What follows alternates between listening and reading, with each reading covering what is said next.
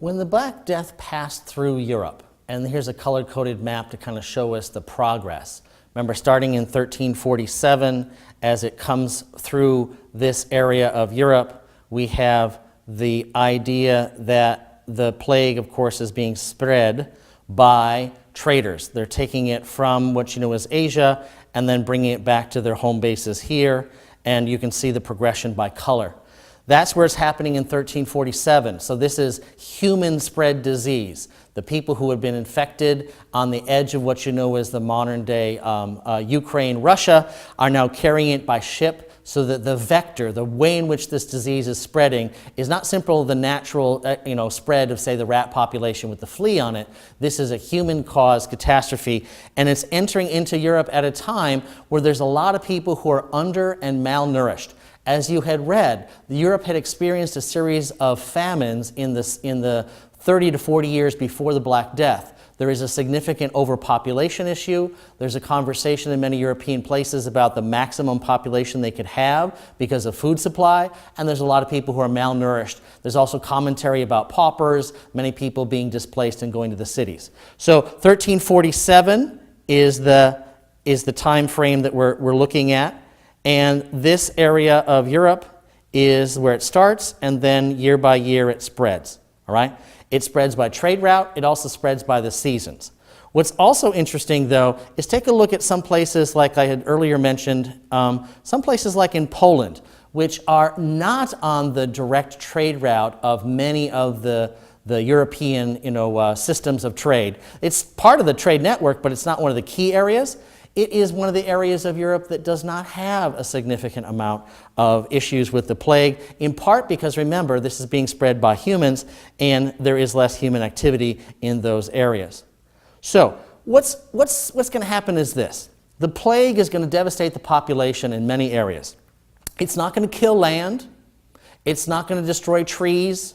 It's not going to take out, it's not going to kill fish. So much of the food production system of Europe is going to continue, but now there's two issues. There is a lot less ability for people to be controlled by their feudal landlord.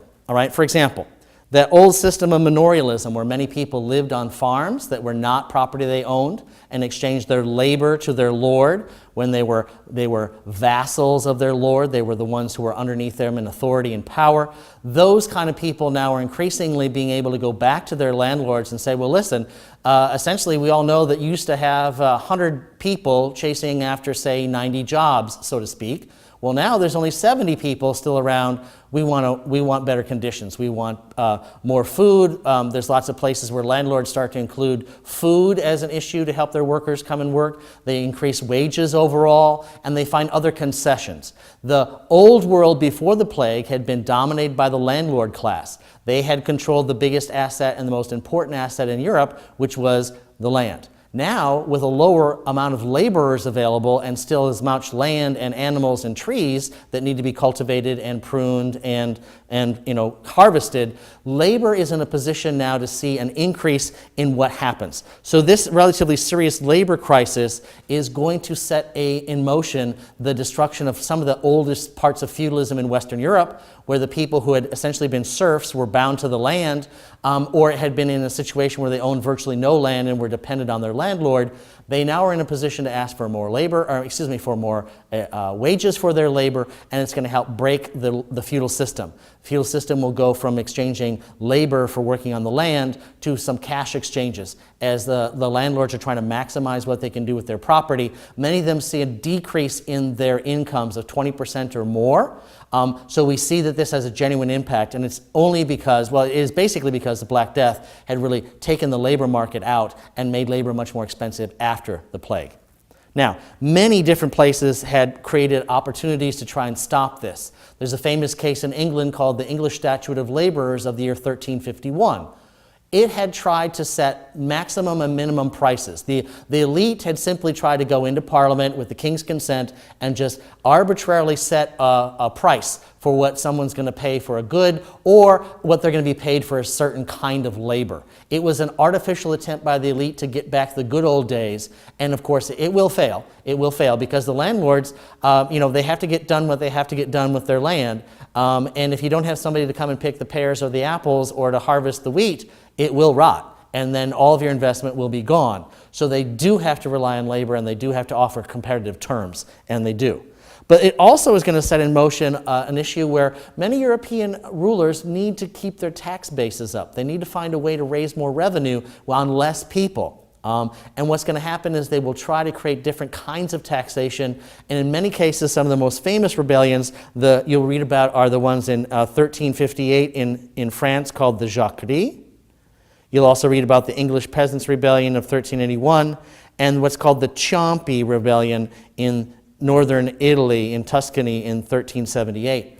Each of them is essentially an economic kind of warfare where the poor, the working class, feel that they are not getting a fair share of the economy. They use the opportunity of a labor shortage and of price instability to try and advocate for more in terms of what they can do in terms of wages or legal freedoms or whatever they're looking for. But nonetheless, there is an attempt here to note that the elite are losing their their economic power over society. That one of the key issues they have in control is now being eroded. The oversupply of labor is now gone, and now there's an undersupply of labor, and now the ball is sort of in labor's court in terms of being able to make a better deal.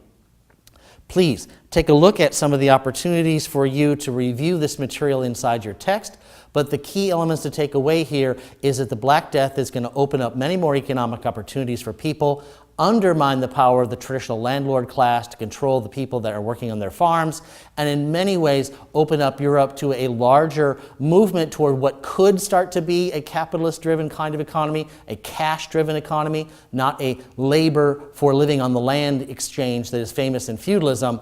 These are very small events over time that are leading us towards the creation of what we're going to call capitalism in time, but we're walking that trail, we're getting there. Western civilization is now having its social and economic underpinnings changed.